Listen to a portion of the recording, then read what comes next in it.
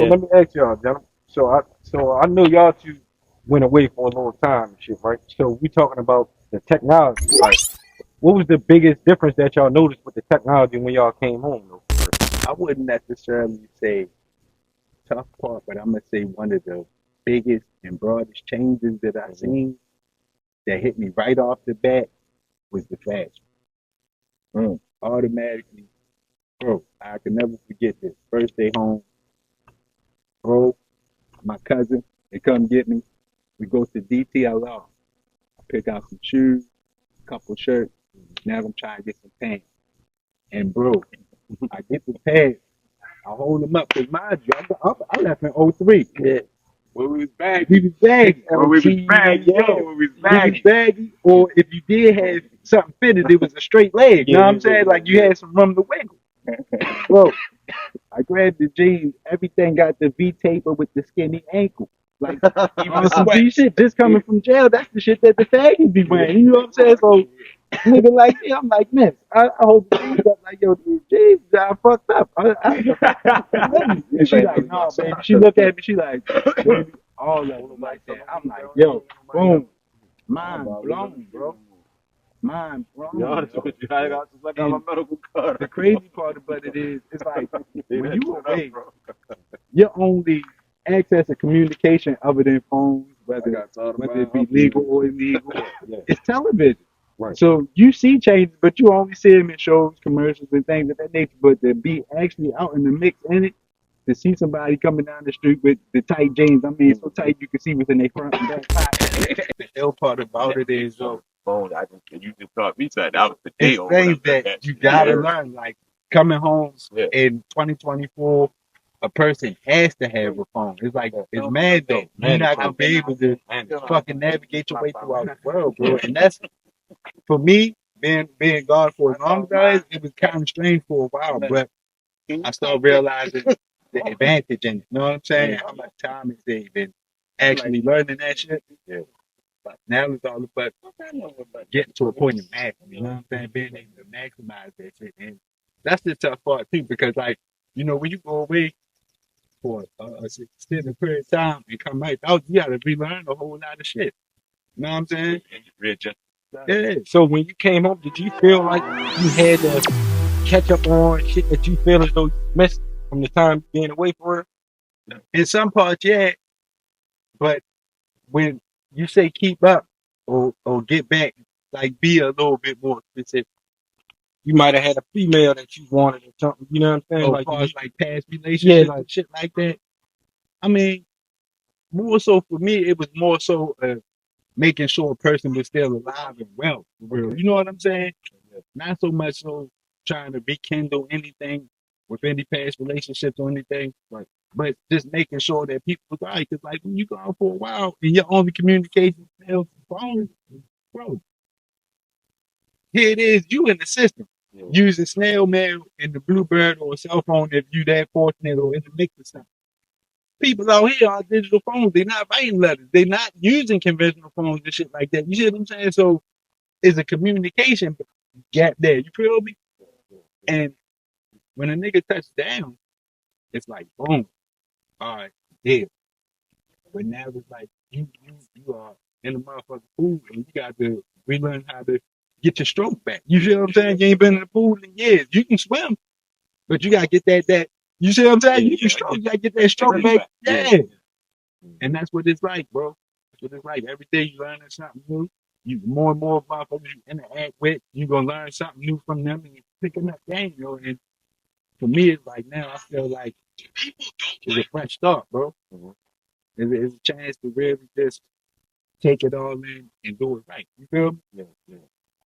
I mean, for me, that like this time, cause I came back, feel me, but you know, like the first time, yeah, I felt like I owed somebody something. I had to get back into it. You know what I'm saying? Like mostly my daughter and shit. You know what I'm saying? So, but when I came home this time, it was like, no, I'm chilling. I'm gonna do shit my way. You know what I'm saying? Like if I got it, I got it. If I don't, I don't. Right.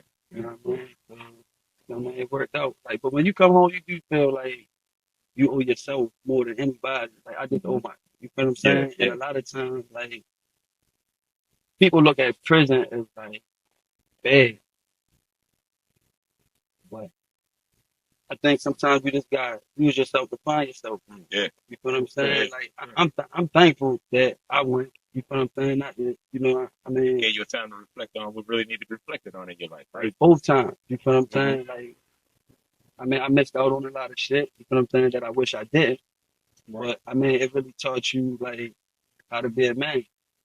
You feel what I'm saying? Like, and then so I mean, the mental part of it is really the toughest part. Is like when you come home, it's like how people gonna accept you more so than anything. Yeah. Because you've been gone. You know they expecting you to do this. In your mind, you know, like I don't want to let this person down. I don't want to let that person down. So you try to, you know, please everybody until it to the point like you can't. I just gotta prove myself. You know what I'm Did you saying? Like, get caught up in it when you the first time you came home? Did you get caught up in?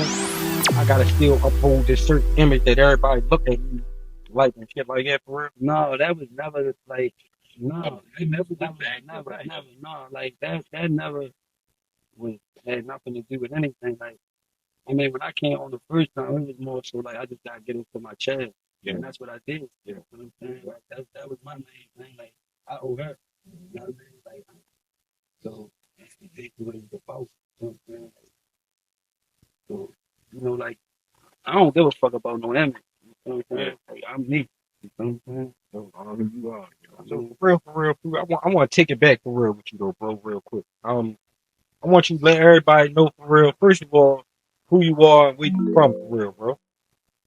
I'm from right here down by Waters First Court, 1806 G. Grew up down here my whole life. I lived in 1810 right out back here. I mean, for the most part, first and second court. I mean, later on in life, I went up top. So not to get too far ahead though, right? As a kid though, what was Froop into though for real, for real? Sports, football, basketball, baseball, sports. Right.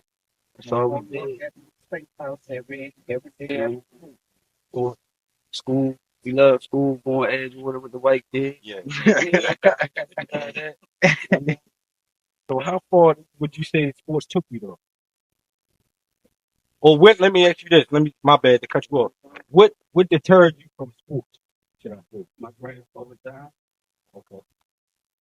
My What age was grandfather. you at when your grandfather? Right. So that's when you kind of with the switching. So at that point, did you kind of take to the streets more at that point for real, or was you kind of already 1 foot I in, mean, I kind was of type more shit? respectful when he was around Okay. about what I was doing because of him. You know what I'm saying? But when he died, it was just like, fuck. You know what I mean? Like, Yeah. I ain't gonna fuck about nothing.